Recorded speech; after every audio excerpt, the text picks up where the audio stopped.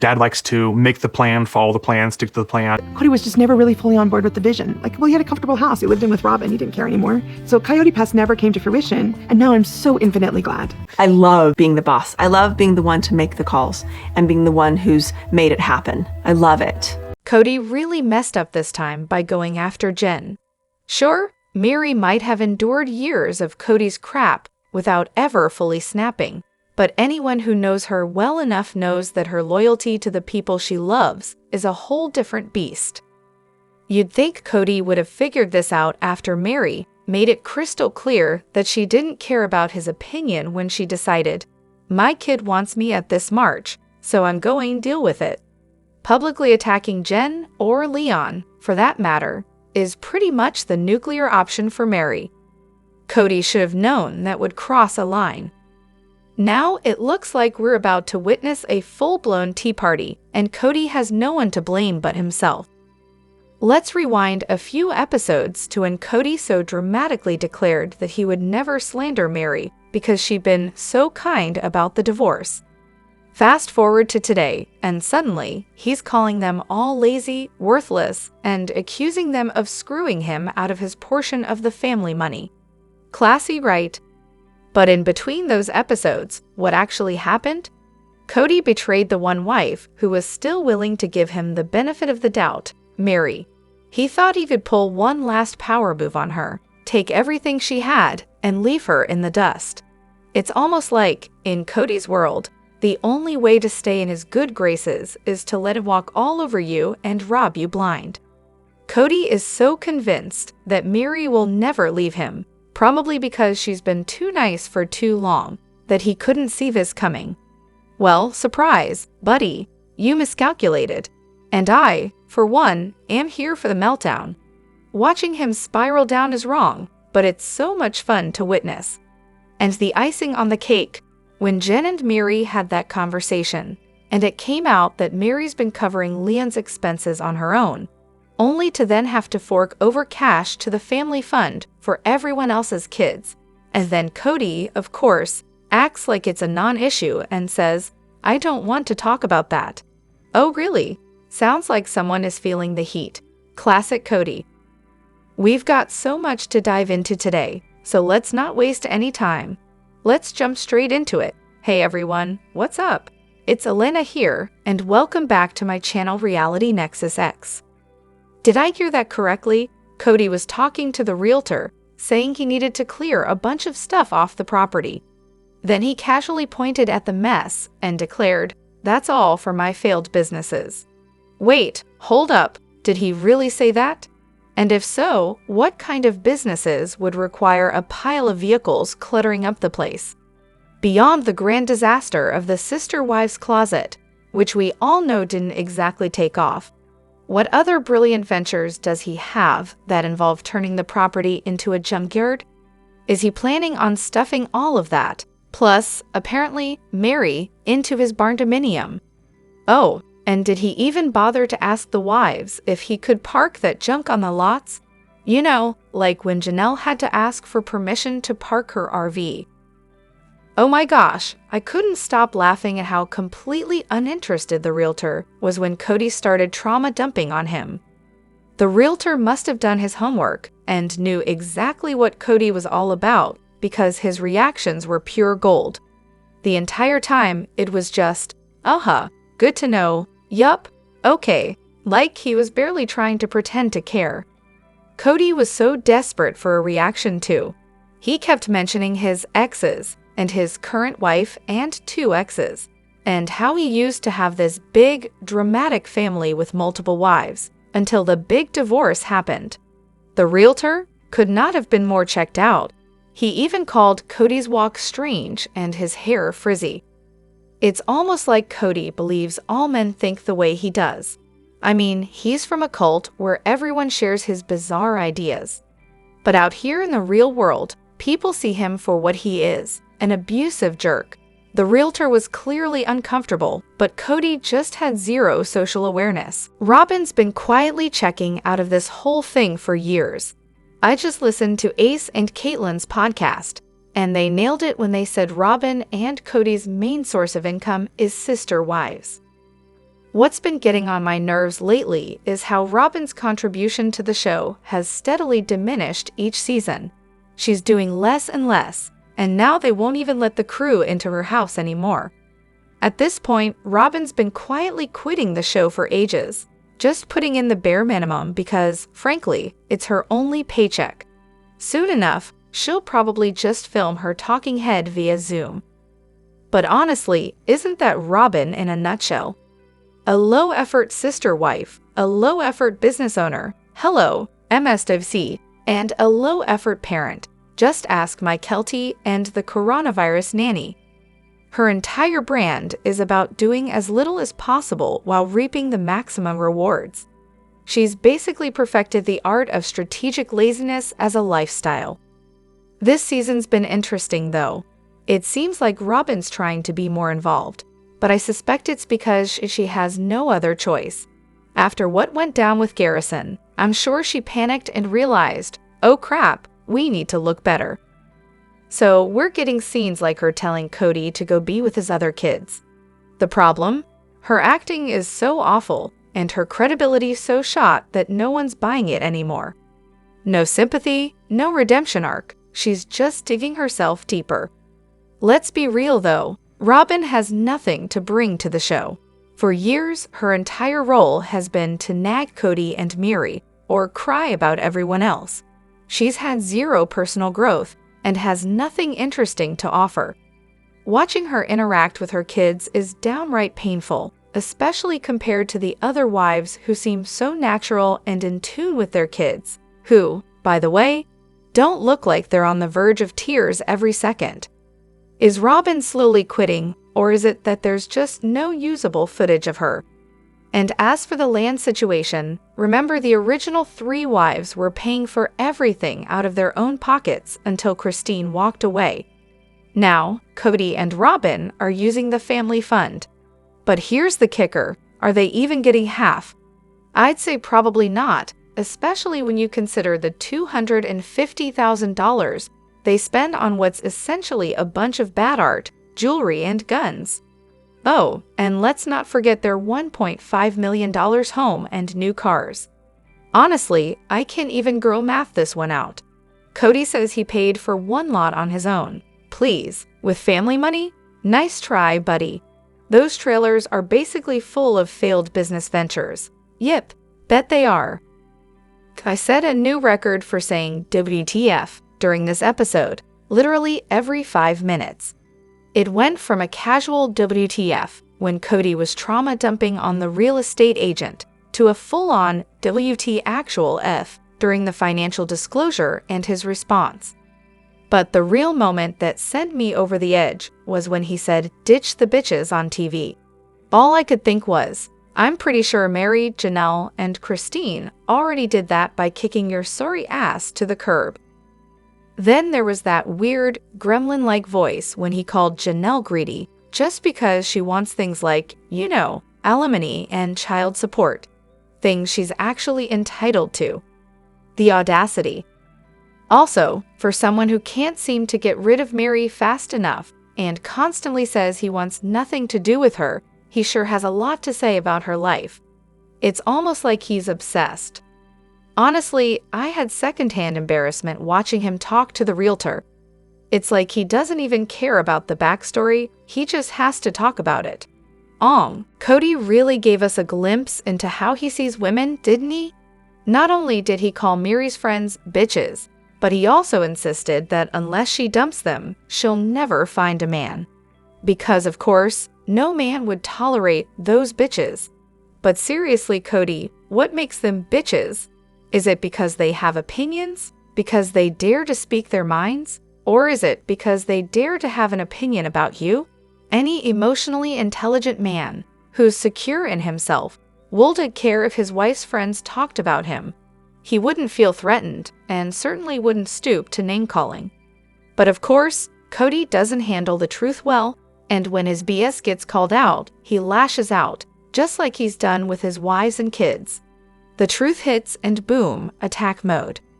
At this point, Kody's mask has completely slipped off. There's no hiding it now, and production is showing the world exactly who he is. He's proudly calling women bitches on TV, and let's be real, it's not a good look. It's getting worse, and honestly, I never got the appeal to begin with, not my type, to say the least. But watching this side of him emerge just makes me wonder, what did these women see in him? It's clear he can't handle strong women who speak their minds or men who let their partners actually be partners.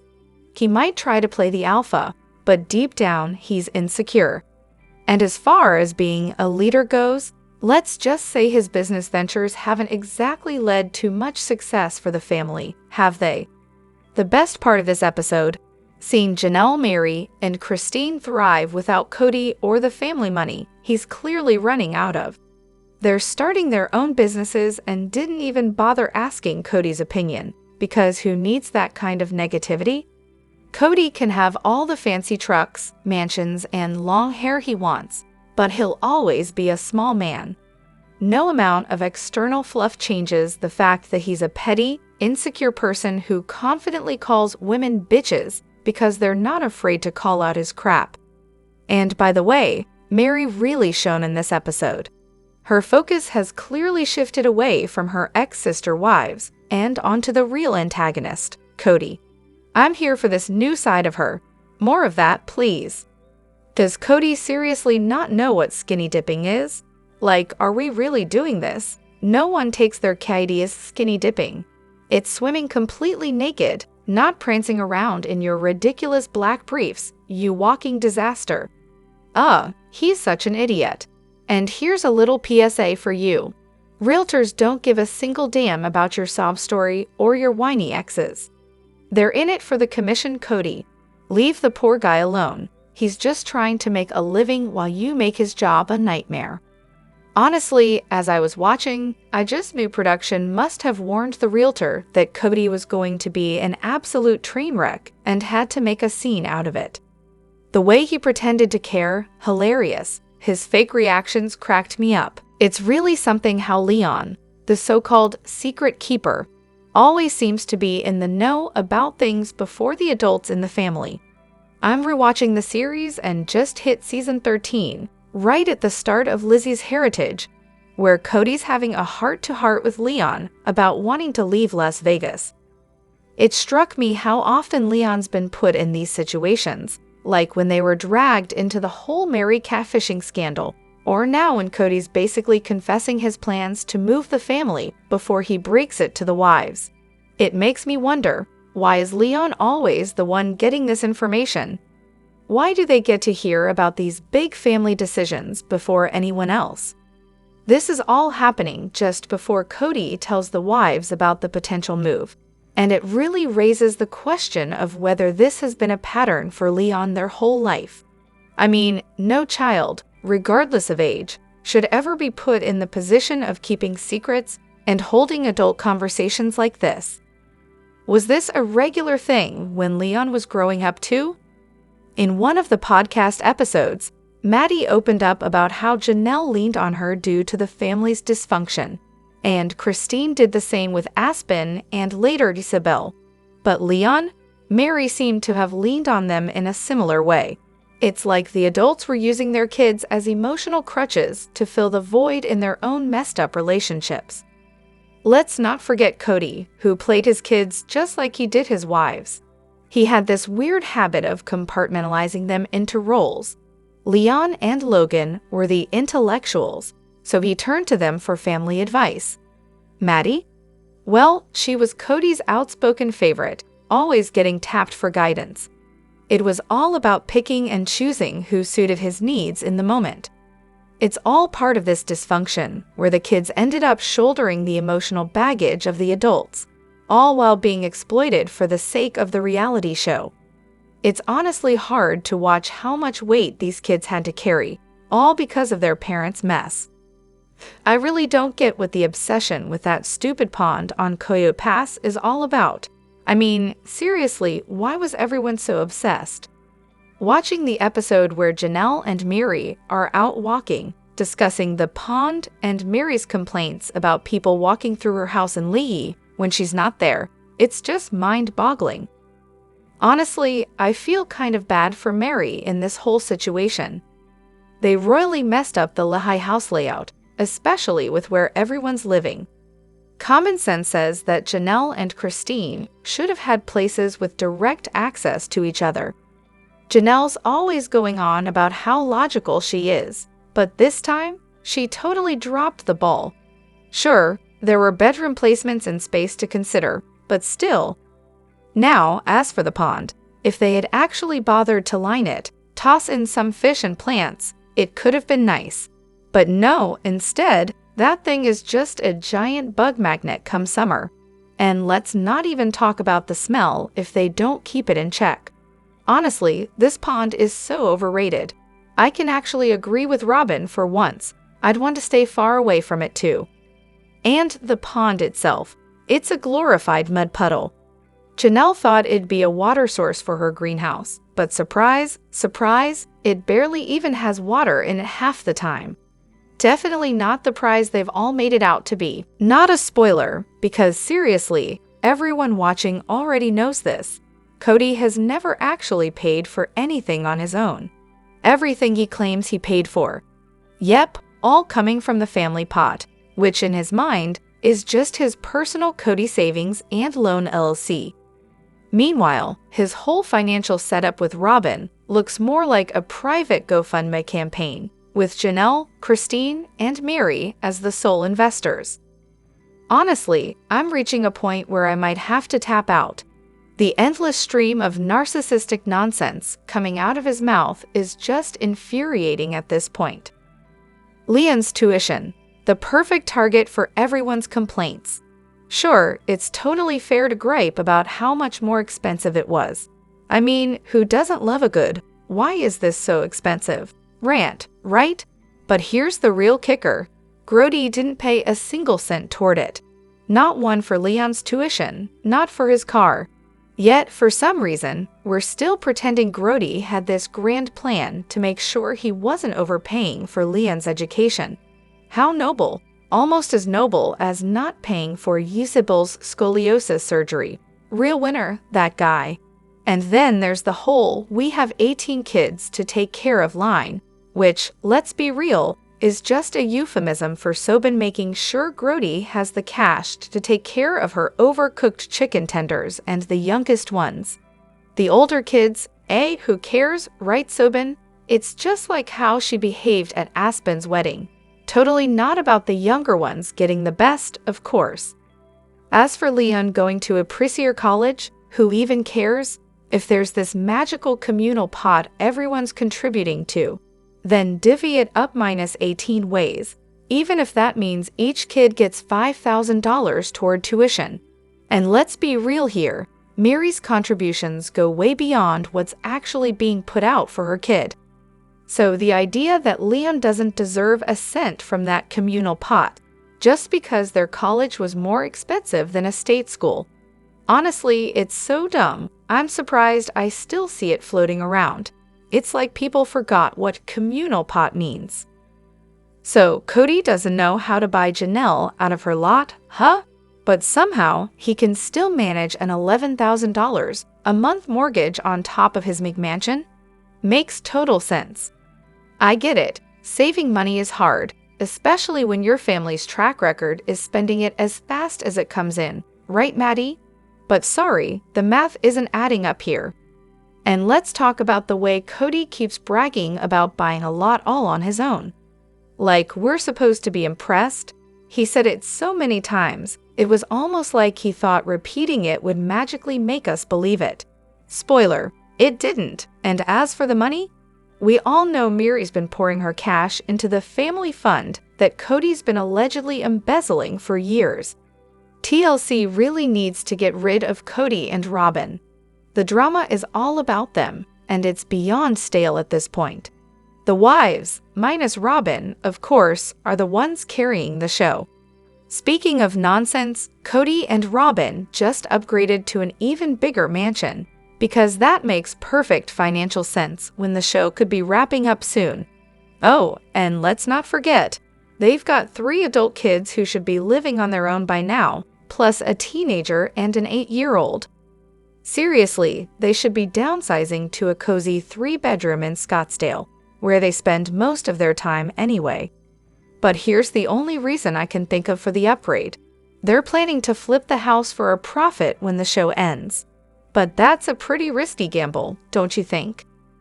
The financial secrets will probably all come to light during Christine's child support filing.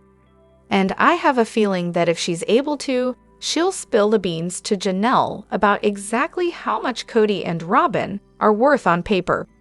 Honestly, I'm betting this is a big reason why Christine even filed in the first place. Little Savannah, I'm doing yet another rewatch, and it's hard not to compare the early season version of her to the girl we see now.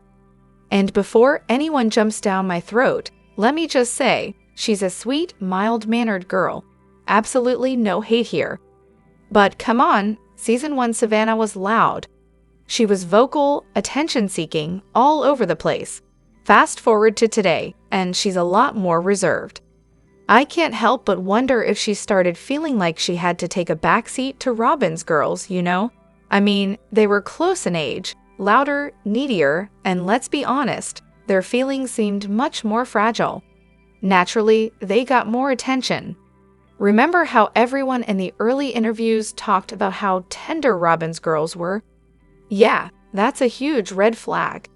I'm sure the whole thing was also made worse by being separated from her original family, the one she grew up with, and having to constantly compete for Kody's attention.